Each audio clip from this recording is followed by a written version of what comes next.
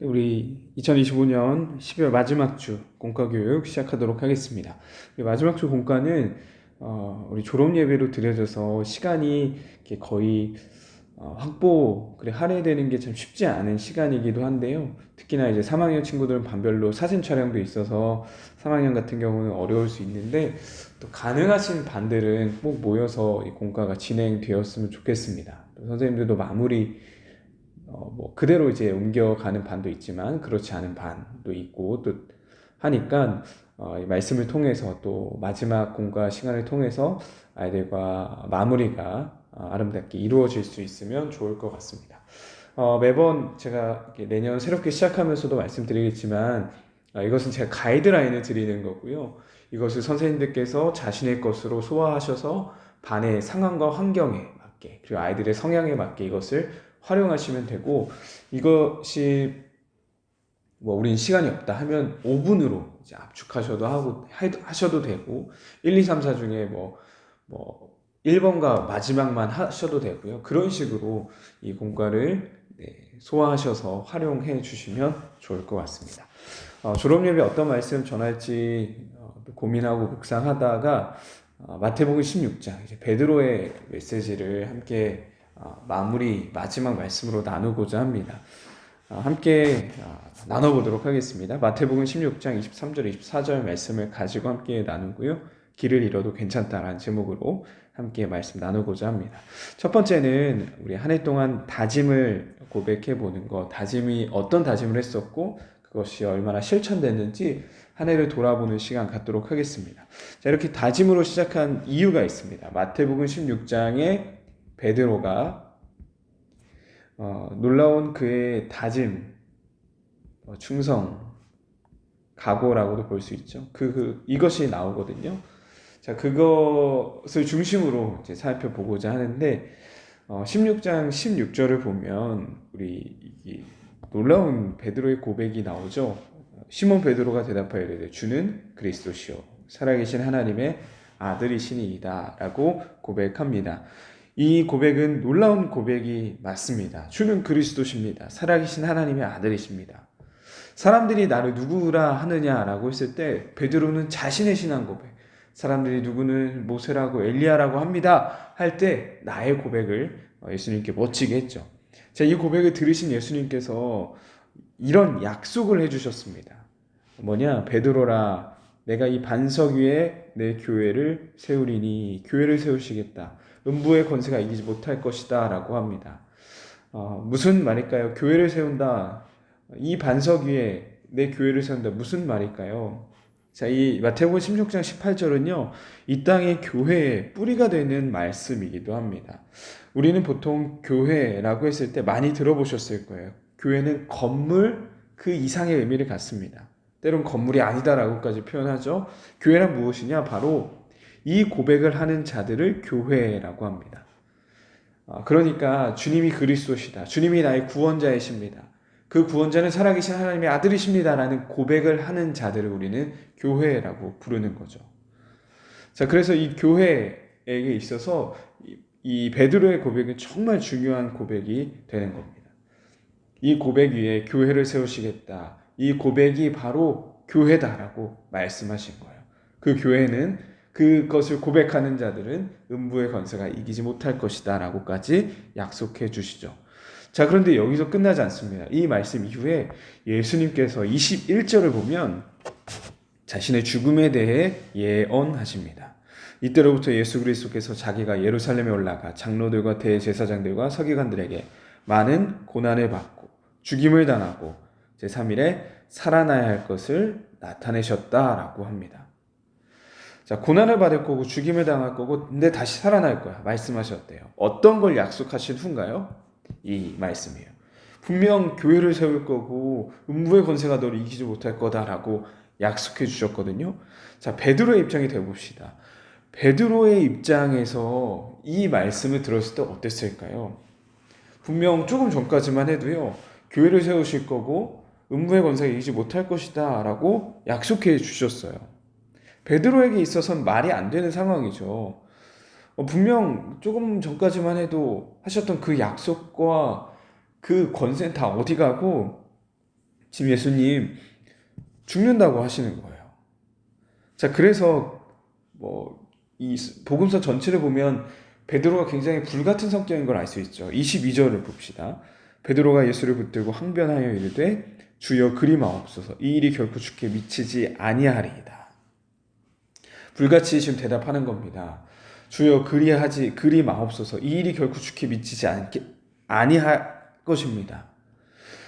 무슨 말이에요? 좀 더 풀어서 말하면요, 예수님이 죽도록 내가 그냥 내버려 두지 않겠다, 가만히 있지 않겠다는 거예요. 주님을 내가 지키겠다라는 거죠. 자, 그러자 예수님이 하신 말씀입니다. 23절 본문이 이 두 구절인데요, 예수께서 돌이키시며 베드로에게 이르시되 사탄아 내 뒤로 물러가라 라고 하셨어요. 자, 이것이 사람의 일이다, 하나님이 일을 생각하는 것이 아닌 사람의 일이다라고 말씀하시는 거죠.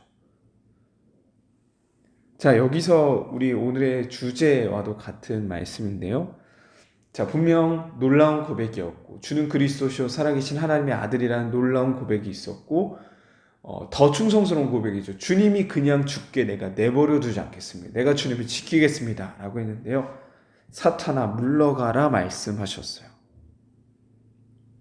자, 이것을 어떻게 우리는 받아들이고 해석해야 될까요?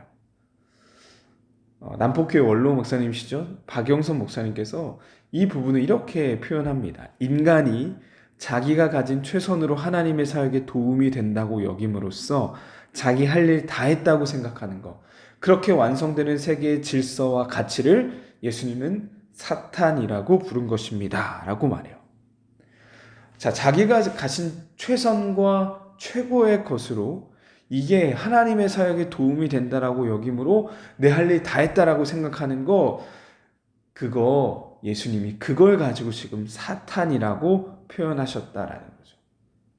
한마디로 너의 이 패기 넘치는 그 말, 그 다짐, 그것이 전부가 아니고 그렇게 그것을 통해 너의 열심과 너의 최선을 통해 완성되는 세계, 이 나라와 이 나라의 질서는 그것을 통해 완성되는 게 아니라는 거죠. 그래서 그것을 사탄이라고 표현하셨고 사람의 일이라고 표현하신 겁니다. 자, 이 뒤에를 보면요, 그것이 우리에게 더 잘 와닿는 베드로의 여정이 이어지게 됩니다. 자, 베드로는 그렇다면 그 다음 진짜 어떻게 되었을까요? 예수님은요, 정말 자신이 말씀하신 것처럼 고난을 받으셨고 죽임을 당하시고 다시 살아나십니다. 자, 죽임을 당하시기 전에 붙잡히시죠. 붙잡히실 때 예수님과 함께 했던 자들도 사람들이 막 고발하고 붙잡으려고 했어요. 그래서 베드로에게 그때 그 일이 있기 전에 베드로에게 말씀하시죠?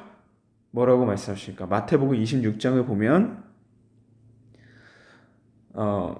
마태복음 26장에 닭이 울기 전에 네가 나를 3번 부인할 것이다 말씀하세요.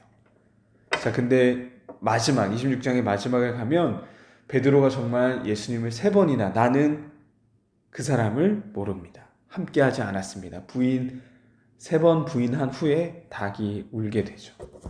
마태복음 26장 마지막 구절입니다. 75절입니다.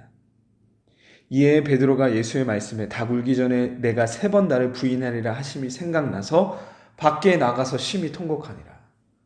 이게 베드로가 겪었던 결국이었어요. 최후였던 거죠. 그렇게 예수님 내가 지킬 겁니다, 그런 말씀 하지 마세요라고 했던 베드로가 결국 예수님을 부인했고 밖에 나가 심히 통곡하는 것으로 끝이 나는 거죠. 자, 그런데 여기서 끝이 아니었습니다. 이 모든 일이 지나고 예수님은 십자가, 더 나아가 부활하십니다. 이 십자가 후에 부활하신 예수님께서 요한복음 21장을 보면 베드로를 찾아오시죠.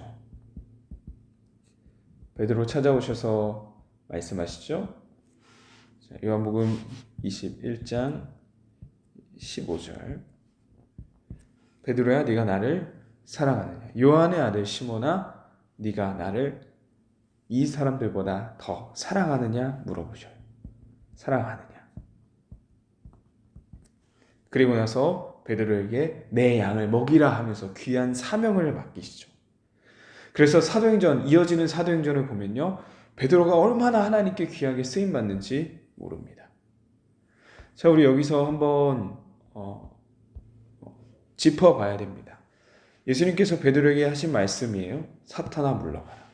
그리고 또 한번 말씀하시죠. 네가 나를 사랑하느냐. 여러분 각각 어떤 상황 속에서 하셨던 말씀입니까? 주는 그리스도시요.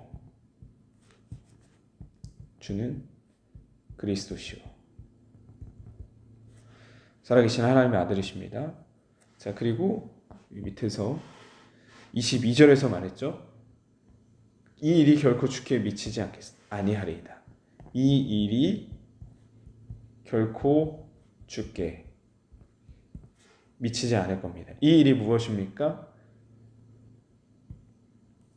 고난, 죽음, 더 나아가 부활입니다.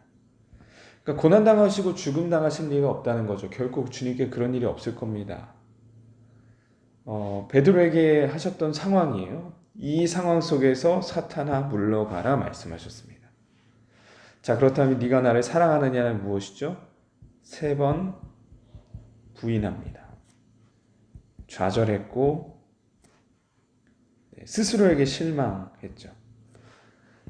한마디로 실패입니다. 실패한 이에게 찾아가셔서 네가 나를 사랑하느냐, 내 양을 먹이라 말씀하셨어요. 자, 우리 이것을 통해서도 알 수 있죠. 하나님의 관심이 어디에 있는지, 성경의 관심은 어디를 향하고 있는지. 성경은 곧 하나님은요, 인간의 성취와 성공에 초점을 두지 않습니다. 자신만만하게 고백하는 이 베드로보다요, 실패를 겪은 후에 베드로에게 더 초점을 맞추고 그런 베드로를 더 사용하시죠. 여러분, 다윗은 어때요? 멋지게 골리앗을 쓰러뜨리는 다윗, 그 다윗보다요, 죄를 짓고 실패해서 아픔 속에 괴로워하는 다윗에게 성경은 훨씬 더 집중합니다. 우리는 골리앗을 물맷돌로 쓰러뜨렸다, 거기에 집중하고 그것을 더 많이 인용하고 그것에 초점을 두지만요, 여러분 성경을 보세요. 다윗이 골리앗을 쓰러뜨리는 것, 그 사무엘상에 그 등장하는 것 이외에는요, 그 어디에도 성경이 인용하지 않습니다. 오히려 훨씬 더 많은 부분 다윗의 실패 이후의 삶에 초점을 맞추고 있어요. 자, 그렇다면 우리에게도 마찬가지예요. 우리의 삶 속에서요, 우리 어디에 초점을 맞춰야 되냐는 거예요. 성공과 성취라는 것이 마치 하나님과 같아져 버려서요, 그 자리에, 하나님의 자리에 우리의 성공과 성취, 열심, 노력이 그 자리에 있는 거예요.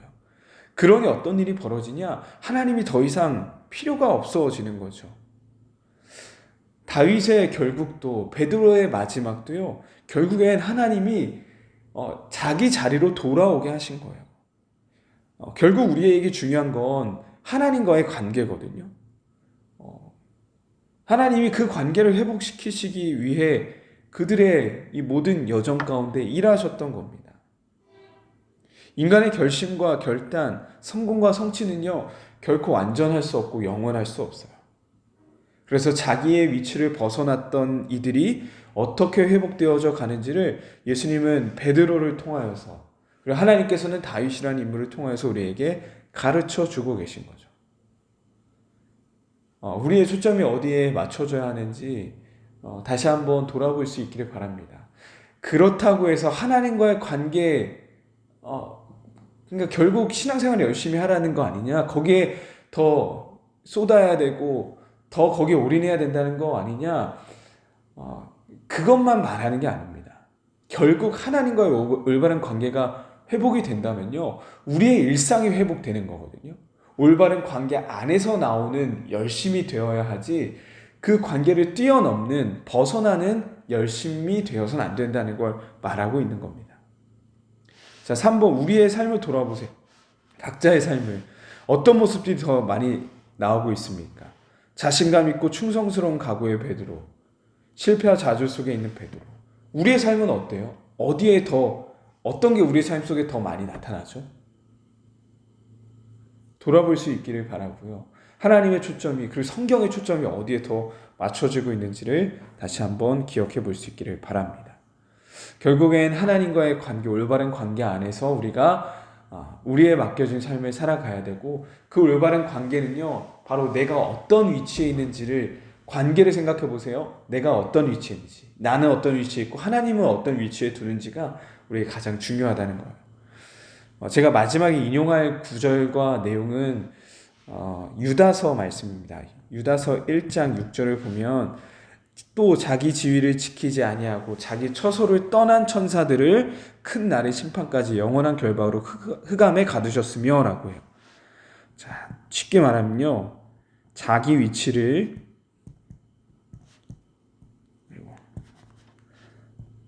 자, 위치를 지키지 않으면 사탄이다라는 거예요. 사탄의 특징이죠. 자기 지위를 지키지 아니하고 자기 처소를 떠난 천사들이라고 말해요. 자신의 위치와 지위를 지키지 않고 그 이상으로 뭔가 스스로 뭔가 해보려고 하는 자들을 큰 날의 심판까지 영원한 결박으로 흑암에 가두셨다라고 말하고 있습니다. 우리에게도 동일합니다. 내 위치를 지키는 거, 하나님의 위치에 가는 것이 아니라요, 올바른 관계, 하나님의 하나님 되심과 인간의 인간됨을 인정하는 것, 그것이 나의 위치를 지키는 거고 올바른 관계를 회복하는 것이다 라는 거죠. 마지막 우리 아이들에게 전해주고 싶은 말씀이기도 하고, 우리 평생의 신앙생활에 있어서 중요한 하나의 메시지라 여겨집니다. 중요한 건 우리의 위치를 아는 겁니다. 그 위치를 정확하게 안다면, 이거 이제 신순규 씨라고 계시거든요. 시각 장애인이신데 이제 미국에서 애널리스트로 활동하고 계신 분의 책을 제가 인용할 건데요. 이분이 하는 말이에요. 결국에는 내 위치를 아는 게 중요하다. 앞이 보이지 않아도 내가 어디에 있는지를 안다면 결국엔 목적지에 갈 수 있다라는 말을 이분이 합니다. 시각장애인이시거든요. 이분이 가장 중요하게 생각하는 거, 내가 지금 어디에 있는지입니다. 우리 그리스도인들에게도 마찬가지라 생각해요. 내가 어떤 위치에 있고 하나님이 어떠한 위치에 계신지를 분명하게 안다면 우리는 결국 올바른 관계 안에서 우리의 목적지까지 다다를 수 있을 거라 믿습니다. 마지막은 오늘 말씀을 가지고 우리 아이들의 이름을 불러가며 우리 선생님들께서 마무리 기도해 주시면 되겠는데요. 아이들 축복하면서 한 사람 한 사람 이름 불러주시고 기도해 주시고, 이 하나님과의 올바른 관계 안에서 믿음으로 자라가는 아이들 될 수 있기를 마음껏 축복하며 맞춰주시길 부탁드리겠습니다. 공과교육 여기서 마치도록 하겠습니다.